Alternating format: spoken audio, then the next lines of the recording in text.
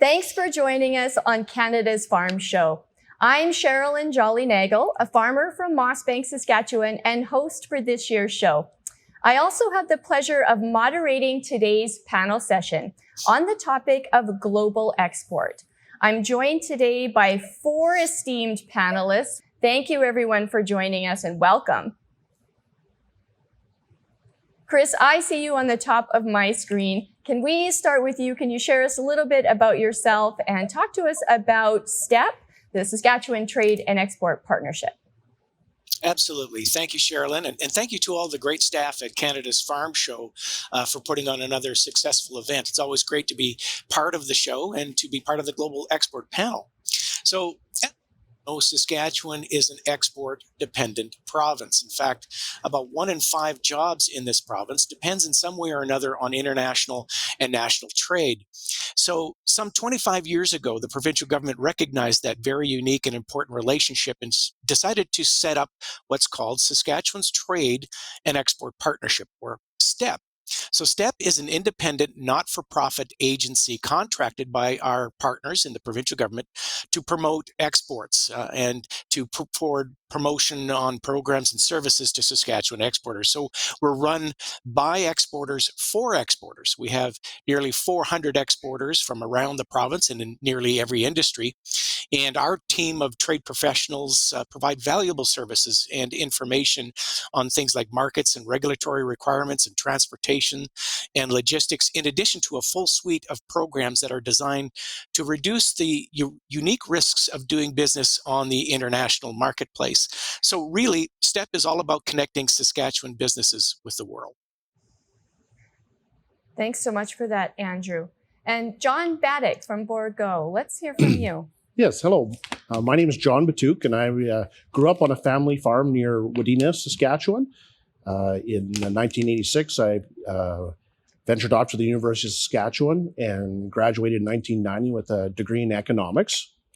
I represent a company named Bourgault Industries, and we're located about 300 kilometers north of Regina in a small village of St. Bruce, Saskatchewan.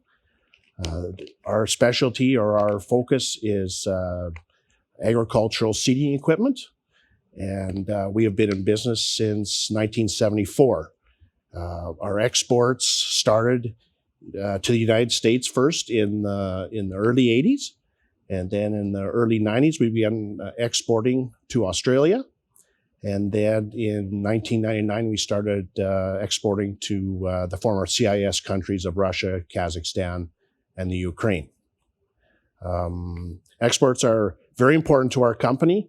Any given year, depending on local conditions in each marketplace, it can represent between 30 and 45% of our total sales. So it's a very important component of our business, and we work at it pretty hard. Well, thanks so much for that, John. We've had a Bourgault drill on our farm for a number of years, so thank you for that innovation. Andrew, can I turn it over to you? Yeah, sure. My name's Andrew Skinner, and I grew up in rural New South Wales in Australia, and actually some of my fondest memories of working on the farm on weekends and holidays, and growing up in that community was a lot of fun.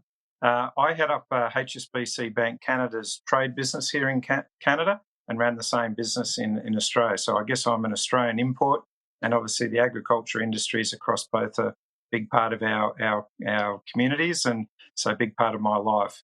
HSBC's obviously I've got experts all over Canada, and we also tap into 90% of the world's GDP. So we actually support the goods and services trade across the world, and have access to information and market knowledge in many markets, over 50 markets where we have deep commercial banking arrangements. So that allows us to do a lot in supply chains, whether it's purchasing or selling, foreign direct investment, and we've got some pretty cool sustainable, what I'd call innovative sustainable trade finance, as well as our traditional documentary trade solutions. So supply chain, receivables finance, and some pretty cool digital options that allow our customers to increase the visibility into what they're doing and obviously minimise the paper. So that's me in a nutshell. Thanks, Andrew. And Randy, tell us a little bit about yourself and your role with Export Development Canada. Yes, certainly, thank you. And really appreciate the opportunity to take part in the panel as well. Always look forward to the Farm Progress Show. And admittedly, I'm missing the notion of being out walking the grounds around the equipment and talking to the exporters. But such are the times. We adapt. So this is going to be a great format for this year. My name is Randy Lott, and I represent Export Development Canada for the province of Saskatchewan on behalf of EDC. So I'm the only rep here. I'm easy to find, based out of Regina. And if you want to make contact through EDC, it's always easy to remember, just call me. EDC is a federal crown, and we're Canada's export credit agency. Our role is really all about supporting Canadian export trade and about enhancing the Canadian exporters' capacity to do more trade. We go about this by providing trade-related knowledge and specific trade finance support through a range of guarantee, insurance, and lending programs. Looking forward to this event. Well, thanks so much, gentlemen, for kind of helping to set the scene, sharing a little bit about your organizations and their interactions in global trade. You know, thinking back to the early part of 2020, it was gearing up to be truly a celebratory year for trade. There was a lot of time and energy spent on existing trade agreements, on new trade agreements, and the world was quite excited. Canada, especially as an exporting nation, was so excited about this development of new trade, and the time and energy that was spent was exhaustive. Then we had a global pandemic rear its head, and it's affected the entire world and certainly has affected us here in Canada. And we're starting to see many economies pull away from freer trade. And in fact, replacing that with, oftentimes we have new trade barriers, be it tariff or non-tariff based. And it's worrisome for a nation that is so dependent on the export industry. I'm wondering if you can share with us some of the metrics that we might use to analyze what appears to be a move towards a more protectionist world. Well, I guess certainly I could start off, Cherilyn. I think you're right. There has been a slight shift in trade sentiments and certainly protectionism in certain markets. We've gone from significant globalization over the last couple of decades to what economists are calling slowbalization over the past years. And the reason is that, the spate of protectionism is a result of politics. And as you have noted, Cherilyn, it's concerns regarding domestic supplies of critical goods as a result of the COVID-19 pandemic. They want to make sure that there's a supply of very important goods like PPDs or toilet paper, as it is. And certainly as an export-dependent province, we need to have open access to these markets. We've done a great job, again, as you have pointed out, to securing free trade agreements. We have 14 free trade agreements with 51 countries representing 1.5 billion consumers through CETA and NAFTA 2.0, Trans-Pacific Partnership, our bilateral with Korea. But to be sure, there continue to be irritants regardless of those free trade agreements and false tariffs and non-tariff barriers. Softwood lumber agreement being one with our neighbors to the south. The U.S. tariffs placed on steel and aluminum in the name of national security. So indeed, you talk about metrics. What should we be watching to make sure that doesn't impact us directly or significantly? And I think you look at really the total value of exports leaving this province, specifically Saskatchewan, to the world. Last year, 2.5% increase in exports around the world, and that was in the middle of pandemic. And the reason is simple. The need to feed the world did not pause for pandemic. Most of that increase was because of our agri-commodities and agri-food and food ingredients. We have what the world needs, the three F's: food, fuel, and fertilizer. And Premier Moe just very recently added a fourth F, forestry products, as the demand for our lumber and OSB and semi-chemical wood pulp is increasing around the world. So I believe that there will be, or perhaps I should say, I hope that there'll be a return to globalization because like life and love, trade will always find a way. It's a beautiful sentiment, Chris. You know, Canada does have what the world needs. And as a farmer, I would have given anything for the toilet paper fiasco to have been replaced with lentils or canola or durum or some such thing. John, go ahead. You know, as Chris mentioned, some of the metrics involved in making an addition or an investigation about a particular marketplace is important, but we look at more the customer need for our product. Of course, these barriers do affect the final price to the purchaser, but we try to identify where the biggest need, or if the end customer or the farmer has a need for our products. And if they do, and if it's a good fit economically and with agronomy in the picture, then usually they'll find a way to buy. We'll work through the barriers and lead to exploring that market and selling into that market. Yeah, thanks, John. I know for when my husband and I did a harvest in Australia, we saw a number of Bourgault pieces of equipment throughout the countryside, and it made us proud as Saskatchewan farmers to see that product all over the world. It was an eye-opener, and that was many decades ago already. So happy to see the expansion of your products around the world. Randy or Andrew, did you have thoughts? Yeah, I could actually tell you personally too, just from a personal front, my brother, would you believe, is in distribution of farm machinery in the same town I grew up in, and it's all Canadian manufactured. So after droughts and floods, they're actually now having a great season, and the numbers are really growing, which is encouraging. And just from a macro level, I'll just briefly mention we track obviously what we call SWIFT or interbank message statistics and volume and value. And obviously the transaction counts were down a little bit with what was going on with COVID, but the actual value was up for the reasons described. You know, obviously we're involved in food, and some of the personal protective equipment and electronics sort of picked up for some of the other transactions that we'd normally see. So we actually grew some market share. And we obviously saw some short-term impacts on things like canola bans, but you know, the market finds a way, and it tends to move to other countries. And obviously the longer-term impacts that we've seen on pulses and specialty grain exports to India based on quotas has meant that we're seeing obviously more into the Middle East and some of the other markets. So it's clear that there's been some regionalisation to some of the supply chains. So we're seeing ASEAN and obviously a drive to reduce reliance on one or two key suppliers or countries and diversification. So, but I think that's very healthy, and it probably is not a bad thing as we need to really think about how we open up and discuss where we can trade, because Canada's got a great reputation, and there's an opportunity, I think, to diversify more.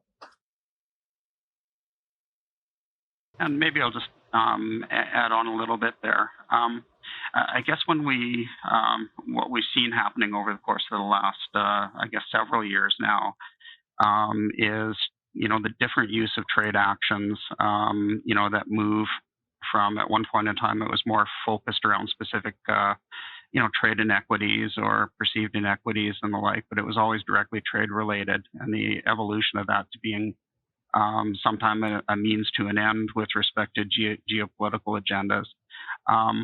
And in short, it's made it hard for a lot of businesses and countries, for that matter, to kind of prepare for what I just call the irrational. I think for a lot of companies, one of the best things that can be done, setting aside a specific metric, and there's certainly key ones, but I think the key point is really educating yourself, educating your business with respect to various trade, tariffs, non-tariff barriers, and there's certain tools that are publicly available that can be easily accessed and found on the internet, like as an example, the WTO Trade Monitoring Report or the Market Access Map or MAC Map. Those are two tools that are leveraged, and I know EDC uses them internally as well quite often. So my real suggestion just on that front is educate yourself, understand the relationships around what's going on in the world and how it may waterfall down to impact your business here in Saskatchewan and the export that you're trying to make. So be sure to leverage all the resources at hand. And I think most of your service providers also provide a lot of service on that front, and STEP can be really important in that role as well. Thanks. Randy, thanks for bringing up the education component and the resources. I know for me, the trade file is massive. And just when you think you're beginning to understand trade or you're beginning to understand a particular trade agreement, something new comes your way. Just trying to sort through the acronyms on the trade file can be challenging for most of us. So thanks for bringing up that there are some resources out there for Canadian exporters to access. So as we start to see an alleviation of some of the COVID restrictions and we look towards a continued increase in Canadian exporters, what are some of the challenges that Canadian exporters might face, and how do we prepare for that? Well, again, I can start, Cherilyn. And to be sure, as you pointed out, there's going to be a number of challenges as we begin to open up to the world. There will be distortions in supply and demand that will create inflationary pressures, and there'll be issues with respect to getting feedstock. Logistics and transportation will continue to be problematic due to shortages of containers and the strains on some of the shipping lines. But I think one of the biggest issues, again, as we open up, will be the ongoing restrictions to business travel to key markets. As many organizations did, STEP pivoted very quickly most of our resources into virtual opportunities. And indeed, we launched the Saskatchewan Trade Showcase, and we conducted 13 virtual trade shows, 64 virtual trade missions. And this was valuable to members in that it generated a lot of qualified trade leads, about 325 actual export deals in market.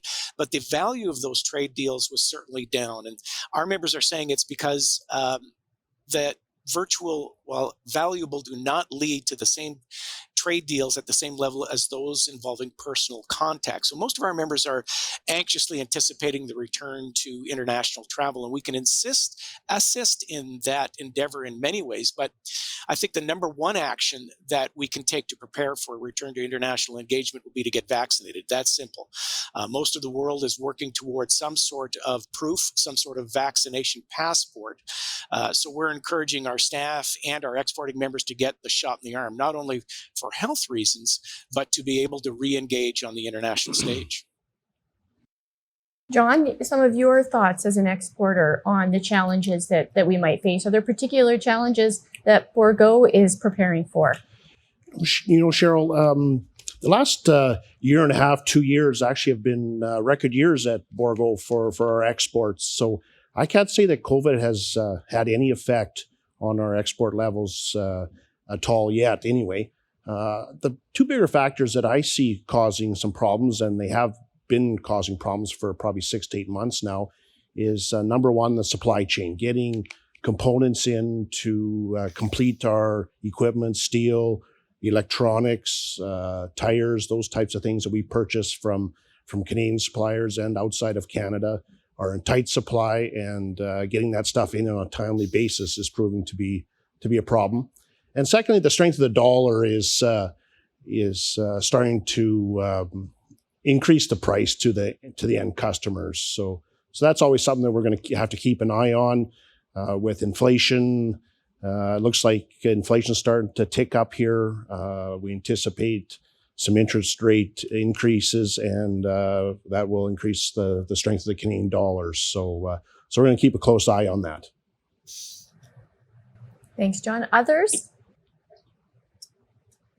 If you'd like, I can just give you a quick idea. What we're seeing from our customers is those themes, work through in increased commodity prices are quite clear. So, requiring, suppliers wanting to be paid faster, customers wanting to be paid or pay slower is obviously creating a shortage in working capital. So those prices, we're definitely seeing, I guess trade's a bit of a litmus test for things. So as we see, volumes starting to pick up and demand profile picking up, we're certainly seeing a range of temporary increase requests.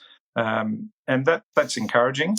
But obviously a lot of our customers, for the reasons described and the risks described, they're working from home, so they have to look at workarounds, and we're seeing an increased use of digital to obviously minimise some of the risks and enable the flows a bit faster. So we've done some what we call electronic documentary flows, which speeds up the payment side. But what we've also seen is some challenges with trade credit insurance for some of our clients. It's not been easy.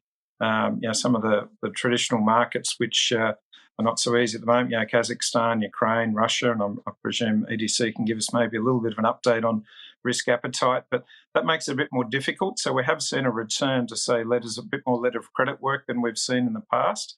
There was a bigger push towards open account. And some of what we'd call the traditional margin lending techniques in Canada have prevented some customers from accessing, working capital. If they've got a big purchase order, they're trying to pay suppliers. We've got some pretty cool tools that allow them to do that based on track record and history and our understanding of where the assets are actually held. So even though they're in transit or they're in a foreign market, because we're in those foreign markets, we can help. But there's a bit of hesitancy, I would say, to provide open account credit terms, and so that's a bit of a challenge. And we've got some pretty cool tools around receivables and supply chain that help with that. So that's what we're seeing. Randy, did you have a follow-up? Maybe I'll just please. Yeah, I'll just follow up on, to that a little bit. On a couple of different points, just what I'd like to point out is, COVID hasn't been an equal response for every market, every country, every customer, every supplier. So it's important to understand that everybody's moving at a different pace. So maybe a brighter outlook at a given point in time. Let's say here we're looking at opening up, hoping to get a little bit more near normal. The simple reality is that may not be the case for a supplier or for your traditional markets. So make sure you understand what's going on in those regions. And I think Chris alluded to it with respect to travel. While we may be doing well on the vaccination front and maybe looking toward being more mobile in the future, simple fact is where you want to go may be an entirely different situation. So keep that in mind. On the supply side, as you look to ramp up production, keep in mind that your suppliers may have been significantly impacted. So just make sure that you're watching that closely as well. It's not just the sales end. By all means, your suppliers have to be on site and you have to have access to your inputs. But there's been a lot of unexpected impacts. And, an easy example of that is with respect to computer chip production and how broadly that has affected many, many industries and how significantly it's affected them. It's not specifically agriculture, but an easy one to look at is the auto industry. Just drive by a local dealership or try to buy a car. And it's a situation nobody ever imagined heading into this.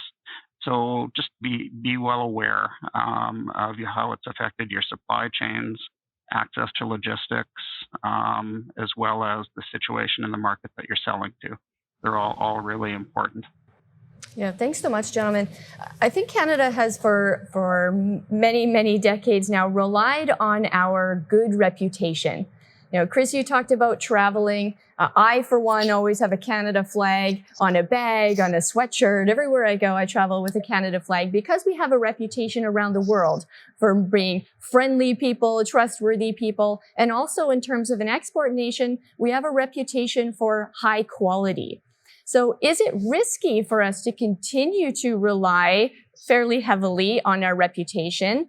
Each one of you mentioned in some way or some shape or form our reliance on our supply chain. And for me, as a farmer, I am reliant on so many different pieces of that value chain to get the grain that I grow from my farm in South Central Saskatchewan all the way to port and all the way across the globe. So I'm heavily reliant on the logistics and the transportation. And I would say our reputation on that, for that aspect, is a bit shaky. That we are not always seen as the most reliable nation. So can we continue to rely on our reputation for high quality? And do we need to own some of the supply chain issues that we have and as that part of our reputation? Any thoughts? I could start again, Cherilyn. You're quite right. The Canadian brand is recognized around the world, particularly in agricultural commodities, agri-food, and food ingredients. And as it is with any brand, it needs to be promoted, but it also needs to be protected. And there's so many things we need to do to protect it. And one of the elements of the Canadian brand, as you have pointed out, is delivery, and efficient delivery and timely delivery.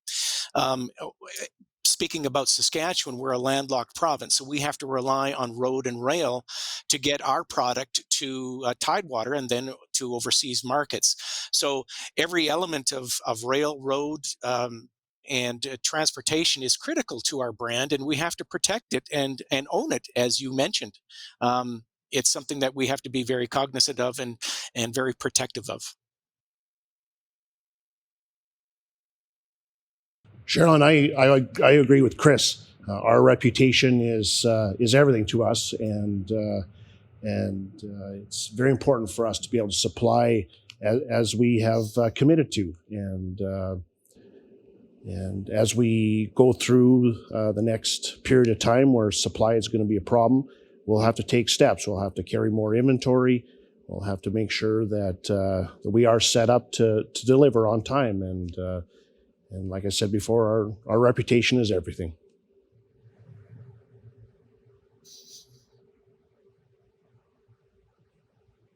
And maybe I'll just jump in ahead of you for a change, Andrew. We're going to really shake things up.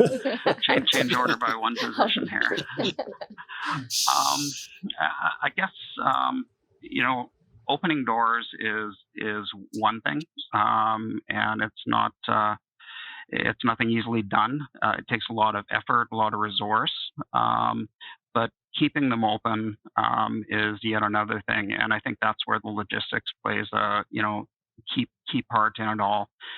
You can produce the greatest product, but if they can't count on delivery, on it being timely, on it being reliable, that can close those doors fairly quickly.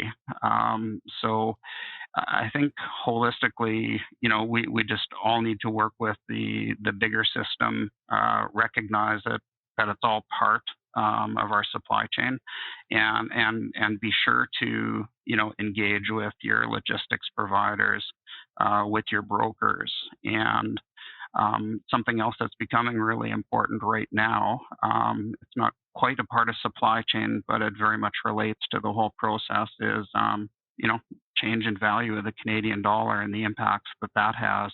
It's very, very broad-based.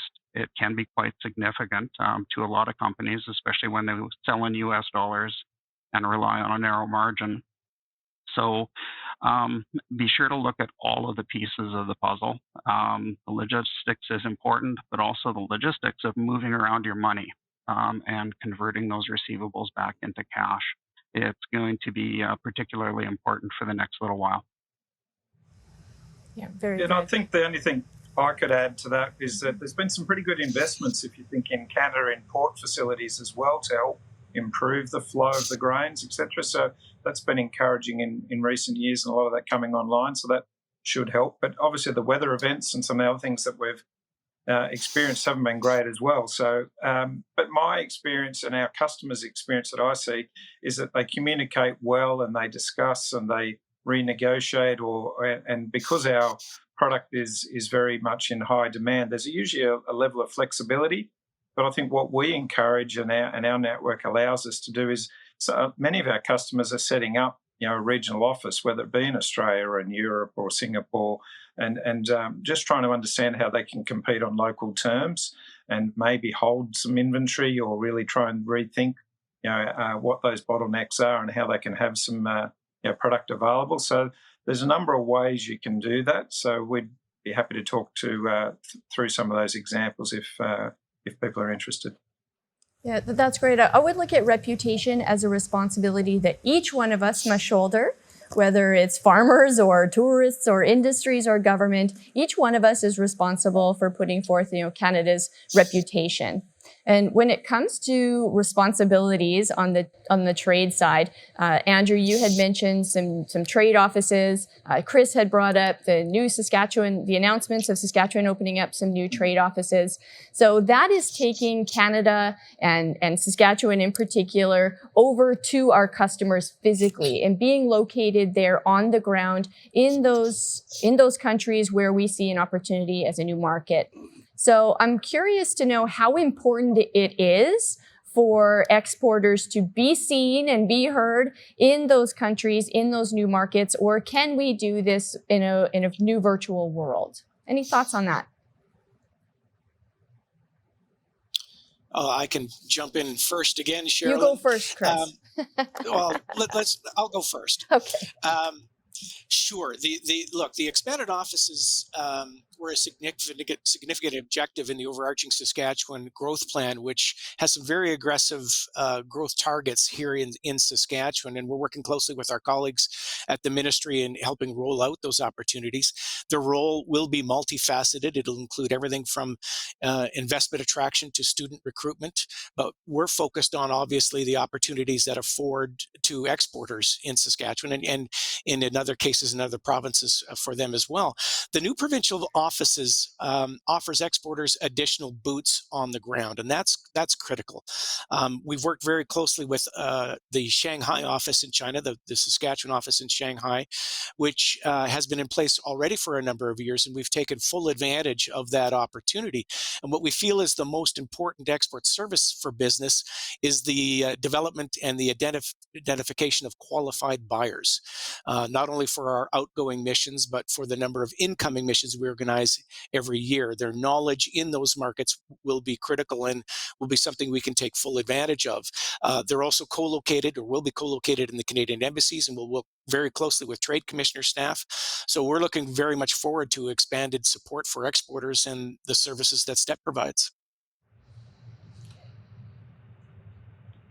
Cherilyn, the locations of the trade offices on our export side aren't going to be a large increase or a large benefit to our company. Where we see the biggest benefit is going to be on Cherilyn, like yourselves, your farm. Those offices are going to benefit your businesses and your ability to export your products to those markets. And our domestic market is the majority of our market, and it's very important to us. This opening of the trade offices is a very good step, in our opinion.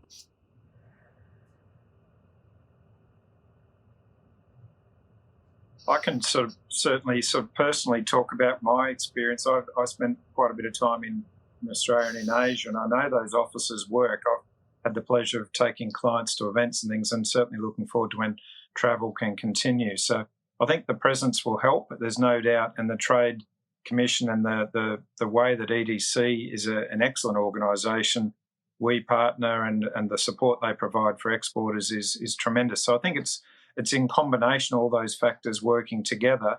And I think upskilling our workforce and focusing on education is still important as well, to keep ahead of the pack. But ultimately, let's face it, there's a whole lot of trade agreements we've got access to that we're not fully taking advantage of. And I honestly feel that our technology and product does stand up very well globally. Canadian brands are fantastic, so let's try and use the support that's available more often. So I think it's a positive for sure. Yeah, and I'll just add to that a tiny bit. It's hard to say much that hasn't already been said by the group. I think universally, the additional offices is a great step forward. Perfect world, you have that opportunity everywhere. Logistically, that's not really practical, but the steps that are being taken are excellent. Chris's term, boots on the ground, are exactly how I'd sum it up. You now have somebody there that in a manner, they're able to represent you. They're able to help lead you into the market, make some of the local contacts, give you local knowledge, introductions, assistance with local government, familiarity with local requirements and support. And I also see it as part of, a real key element with the whole trade ecosystem, leveraging, as an example, STEP's direct services or trade commissioner service and the like. So it's a great enhancement. It's ideal to have somebody on the ground, particularly for some of the smaller companies that don't have the resource to put somebody in market. And in today's environment, it's virtually an impossibility in most of those markets to actually put somebody on the ground, even if you had the resource. So it'll be something to leverage, something to work with, and I think it just means a lot of good things for trade. Gentlemen, we would be remiss to have a conversation around trade if we did not talk about our relationship with China. As a canola grower, I'm still feeling a little bit scarred over what has happened with the canola market. But if I'm being honest, I'm also, a little jaded with our lentil market in India, our durum market in Italy, and we have been scrapping a little bit with our friends across in the U.S. border. So we are not without issues in so many of the countries that we are doing business with. But when it comes to China, do you still feel like China has the highest potential for growth for Canadian exports, or are we missing the mark by not focusing on some other countries as well? Any thoughts on that? Again, very quickly, Cherilyn, we view China the same way we would view the U.S. market. You've kind of alluded to that. It's a huge market, and there continues to be opportunities for growth. But there's increasing uncertainty. And as you know, business does not like uncertainty. So we still view China as a substantive market and a substantive growth market for our exports. So we were just making sure that exporters in our province and indeed around the country take full advantage of the resources that will help you to reduce that risk when you go into those markets, whether it's EDC or BDC or the Trade Commissioner Service or the Ministry of Trade and Export Development or STEP. There are resources and assistance to make sure you approach those markets safely, securely, and reducing your risk. We are almost out of time. Any other thoughts from the rest of our panelists? Maybe just further on Chris's point, the analogy of don't put all your eggs in one basket, certainly applies. When you look at a large market like China or any other market for that matter, but you do have to start somewhere. A new exporter is initially going to probably at best look at a couple of markets. So just, I guess the issue is really once a company starts to get a real concentration on a given market. That concentration is a risk point, no matter what country you're dealing with. And, you have to make sure you understand a little bit about that company's or rather country motivations and how it's managed itself with trade in the past. So you don't necessarily deny an opportunity or pass it by, but you need to be prudent, educated, and protect yourself as best as you can, and don't over-concentrate in one market. Those are good closing thoughts on risk, Randy. Gentlemen, I want to thank each and every one of you for spending your time and sharing with us your expertise on this important issue of Canadian export. Thank you so much for joining me. Thank you also to our viewers for joining us for this session on Canada's Farm Show. Stay tuned. Boost your efficiency and your bottom line with Young's equipment and Case IH. From the versatility of the Puma 150 CVX to the best-in-class efficiency of the Maxim 145, Case IH tractors can handle everything from field work to loader work. And with the RB565, you'll bale faster than ever and save on handling, transportation, and net wrap expenses with superior bale shape and density. Find your nearest location at youngs.ca and see how Young's and Case IH can boost your efficiency.